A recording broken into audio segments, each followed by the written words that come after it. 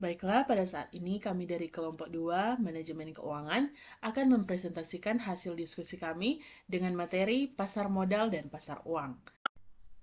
Tetapi sebelum itu, kami akan memperkenalkan diri. Perkenalkan, nama saya Praisit Setlit dengan NIM 22302036. Perkenalkan, nama saya Revanita Tumengkol dengan NIM 22302034. Perkenalkan, nama saya Fianti Pakasi dengan NIM 22302035. Kita masuk pada pokok bahasan yang pertama, yaitu pengertian pasar modal. Pasar modal atau capital market adalah suatu pasar di mana dana-dana jangka panjang, baik hutang maupun modal, sendiri diperdagangkan. Dana jangka panjang yang diperdagangkan tersebut diwujudkan dalam surat-surat berharga. Jenis surat berharga yang diperjualbelikan di pasar modal memiliki jatuh tempo lebih dari 1 tahun dan ada yang tidak memiliki jatuh tempo. Peranan pasar modal. Dilihat dari sudut ekonomi makro, peranan pasar modal adalah sebagai suatu piranti untuk melakukan alokasi sumber daya ekonomi secara optimal. Akibat lebih jauh dari berfungsinya pasar modal sebagai piranti untuk mengalokasikan sumber daya ekonomi secara optimal adalah naiknya pendapatan nasional, terciptanya kesempatan kerja, dan semakin meningkatnya pemerataan hasil-hasil pembangunan. Ada beberapa manfaat pasar modal yang dapat dirasakan baik oleh perusahaan penerbit sekuritas atau emiten, pemodal atau investor, pemerintah maupun lembaga penunjang pasar modal. Manfaat pasar modal bagi emiten yaitu yang pertama, jumlah dana yang dapat dihimpun bisa berjumlah besar, dan yang kedua, dana tersebut dapat diterima sekaligus pada saat pasar perdana selesai. Yang ketiga, solvabilitas perusahaan tinggi sehingga memperbaiki citra perusahaan. Yang keempat, ketergantungan emiten terhadap bank menjadi kecil. Yang kelima, cash flow hasil penjualan saham biasanya lebih besar dari harga nominal perusahaan.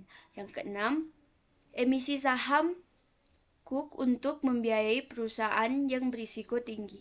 Yang ketujuh, tidak ada beban finansial yang tetap. Yang kedelapan, jangka waktu penggunaan dana tidak terbatas. Dan yang terakhir, yang kesembilan, tidak dikaitkan dengan kekayaan sebagai jaminan tertentu. Dan profesionalisme dalam manajemen meningkat. Kita masuk pada lembaga-lembaga pengelola pasar modal.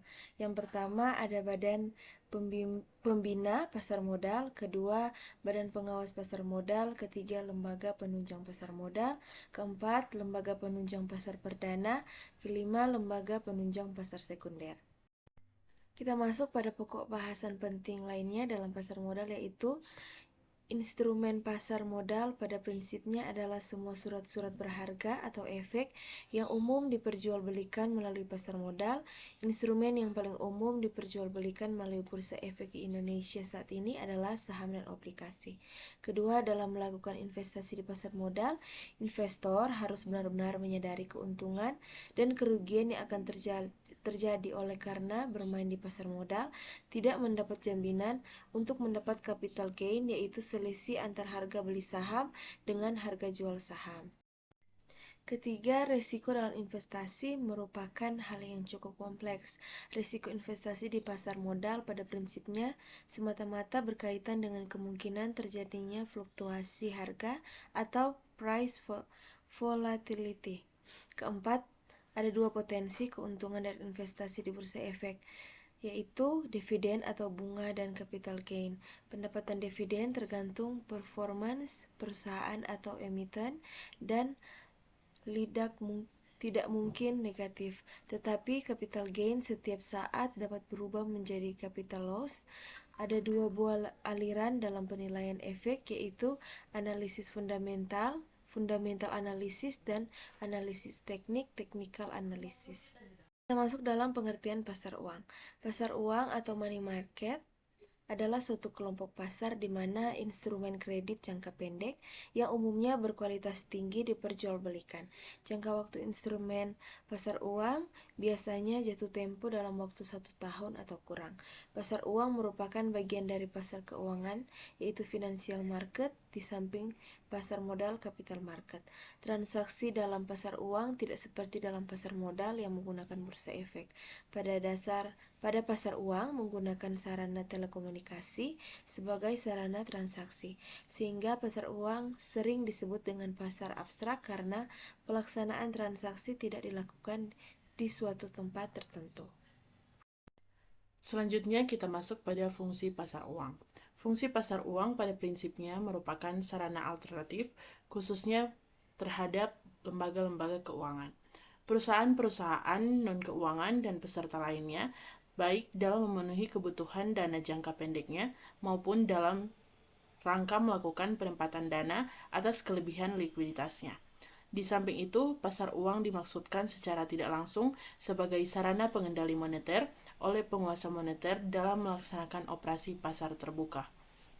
Di Indonesia, pelaksanaan operasi pasar terbuka oleh Bank Indonesia dilakukan dengan menggunakan sertifikat Bank Indonesia dan surat berharga pasar uang.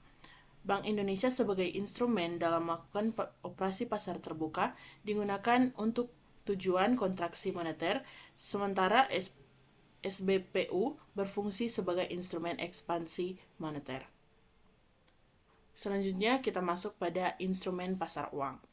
Dalam instrumen pasar uang atau surat-surat berharga yang diperjualbelikan dalam pasar uang, jenisnya cukup bervariasi, antara lain treasury bills, commercial paper, negotiable, certificate of deposit, banker advertise, report cash repo, Fed funds and revolve in the underwriting facility. Instrumen yang umum dipergunakan pada pasar uang di Indonesia saat ini antara lain sertifikat Bank Indonesia, surat berharga, sertifikat deposito, commercial paper, call money, repurchase agreement, banker advertisement, and promotion notes.